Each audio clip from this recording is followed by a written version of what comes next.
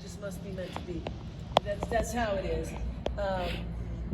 And this is a new one for me in that you guys have had 10 years of Pride. I've never been to a Casper Pride.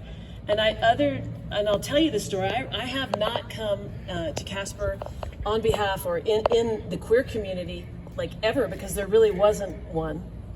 There was, but there wasn't, you know. And so this is huge for me. And so if I'm sounding rickety today here on the lawn of the student union, I don't think I have never really given this conversation before. This is a show or a talk that music that I have never given here, and not really anywhere.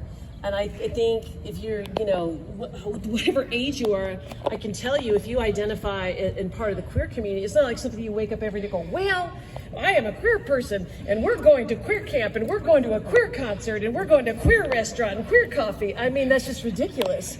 It's just not there's no world where that is existing. I think if you're not hip to the scene, you think that maybe, but we don't. And Deirdre picked me up from the airport yesterday. I hopped. It was an homage to before the dark times. I just got right on the plane and said, can I get on 4 hours earlier?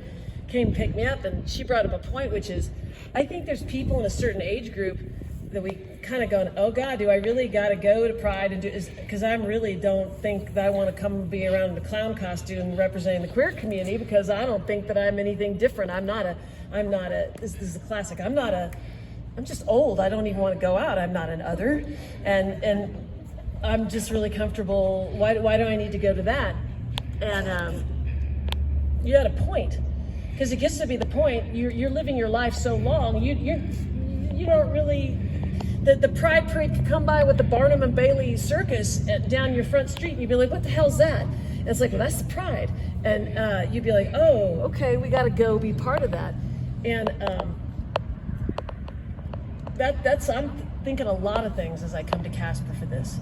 And I'm blown away, Mallory, that we've had 10 years of it, really. And so I'm honored to be part of this. I told Andrea too, some years ago, a lot of years ago, after Matthew Shepard was killed and there's a lot of brouhaha at the college, this and that, I marched right up here. I don't even know what I was marching up here for, but I marched up here to visit somebody who was occupying your space. And what are we calling this in the campus now? Queer Alliance? Queer Alliance? I don't even know what the hell they called it. It was the Queer Club. I mean, who the hell's going to Queer Club? So nobody was going to Queer Club. And in fact, the person who's hosting Queer Club wasn't even really wanting to be part of Queer Club.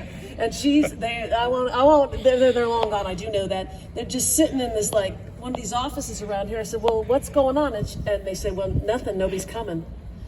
And I said, are you asking anybody to come? I was like, well, no, we're just, it's here. This went on for years. And it got this pregnant pause of stuttering, because I'm not even comfortable in my own skin, right? So I'm talking to them about Queer Club, whatever the hell that means. And I like Queer Alliance a lot better than Queer Club? What the hell's Queer Club? And that's just it. She didn't know what the hell Queer Club was either. And ain't nobody gonna come to Queer Club, and they didn't. And I just remember, and I think I brought my little nephew at the time and marched right up here. We're gonna go do the Lord's work. We're gonna go talk to Queer Club. He got right back in the car. It's like, I don't think they're ready for us. I don't think it's our time yet to have this conversation. And the truth was, it wasn't, and it's barely now, but it is now. It is now. Yes. It is now. And so I heard this or read this, and I think it's true. I think people who I say queer because I can't even keep up with the legitimacy situation and I can't, because there's just so many of us in so many ways that we identify. I like queer because it just covers the gamut, and it's such a fun word, really. And I love your spaceship on your t-shirt. And if you don't even identify, we'll just give you a day pass because the colors are fun. And then somebody told me the other day, well, that just means they're queer adjacent, whatever the hell adjacent. It's like, oh, you bet, you can be queer adjacent. But who doesn't want to be queer with a spaceship with rainbow colors coming off the thing? So I'm in the Queer Club. I read this or heard this, that people who identify as queer literally have to come out every day. It's exhausting. Somebody said, well, when did you come out? I was like, oh, you come out all the time.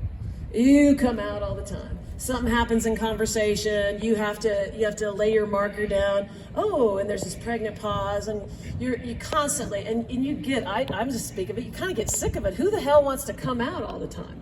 It's exhausting. And yet here we are. So hi, I'm Inda, I'm queer, and I've never said that in public because you didn't have to. You just live your life and you don't really have to make announcements. So hi, I'm Inda, I'm queer. I've come out today at the Casper College Student Union at our brown bag lunch. Hello.